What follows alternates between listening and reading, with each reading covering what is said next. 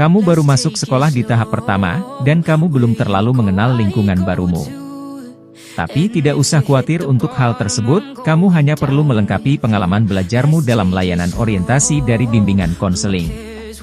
Layanan ini akan memberikanmu pemahaman dan makna dari kesempatan barumu sehingga kamu lebih cepat menyesuaikan diri dan lebih siap untuk memulai aktivitas belajar yang baru dan menyenangkan. Bimbingan konseling akan memberikanmu layanan informasi. Apa itu layanan informasi? Layanan informasi adalah layanan yang akan berusaha membantumu untuk memenuhi kekurangan akan informasi yang kamu perlukan. Dalam layanan ini, kamu akan diberikan berbagai informasi. Informasi itu kemudian diolah dan digunakan olehmu untuk kepentingan hidup dan perkembangan dirimu kelak. Kamu sadar punya potensi dari bakat yang kamu miliki, namun kamu masih bingung bagaimana mengembangkannya. Kamu dan teman-temanmu dapat mengikuti layanan penempatan dan penyaluran, karena layanan ini akan membantumu untuk menemukan tempat pengembangan diri yang sesuai dengan potensi dan kondisimu saat ini. Di masa mudamu saat ini kamu perlu mengisinya dengan belajar berbagai macam kemampuan dan keterampilan, supaya kamu dapat menghadapi berbagai macam tantangan kehidupan. Kamu akan pandai mengatur waktu jika kamu belajar tentang manajemen waktu. Kamu akan percaya diri jika kamu belajar bagaimana membentuk percaya diri. Layanan penguasaan konten akan membantumu untuk menguasai berbagai macam kompetensi tersebut, baik secara pribadi atau bersama teman-temanmu yang lain. Masalah hidup memang sering membuatmu pusing, masalah tersebut semakin berat jika tidak segera diselesaikan. Mari duduk bersama untuk diskusi bersama dalam layanan konseling individu. Konseling individu akan membantu dan mendampingimu untuk mencapai penyelesaian masalah dengan memaksimalkan potensi yang kamu miliki. Kamu juga boleh mengikuti layanan konseling kelompok.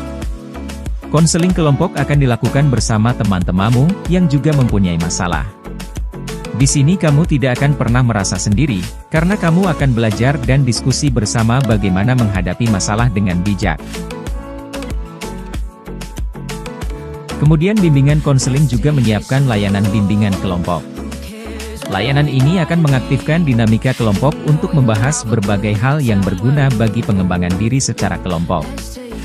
Dalam bimbingan kelompok ini akan dibahas topik-topik umum yang menarik dan memberikan dampak bersama.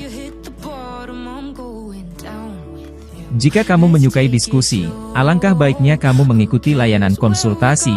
Layanan ini akan membantumu untuk membahas topik yang perlu dibahas secara lebih dalam lagi, seperti topik pilihan karir, pilihan jurusan kuliah dan sebagainya. Hubungan sosial di lingkungan sekolah terkadang mengalami berbagai macam konflik, sehingga membuat hubungan sosial tersebut berpotensi menjadi masalah. Layanan mediasi akan memberimu bantuan penyelesaian masalah tersebut. Layanan mediasi dilaksanakan oleh konselor terhadap dua pihak atau lebih yang saling tidak menemukan kecocokan. Sehingga tujuan utama dari layanan ini adalah memperbaiki hubungan yang sempat renggang menjadi harmonis kembali. Yang terakhir, kamu juga mendapatkan layanan advokasi. Layanan advokasi akan berupaya memberikan bantuan kepadamu agar hak-hak keberadaan, kehidupan dan perkembangan dapat kembali diperoleh dari pihak lain, yang selama ini merampas, menghalangi, menghambat, dan membatasi. Demikian 10 jenis layanan bimbingan konseling yang perlu kamu ketahui, untuk mendukung perkembangan dirimu. Terima kasih sudah meluangkan waktu untuk menonton video kali ini, sampai jumpa pada video selanjutnya. Salam hangat dari kami guru bimbingan konseling.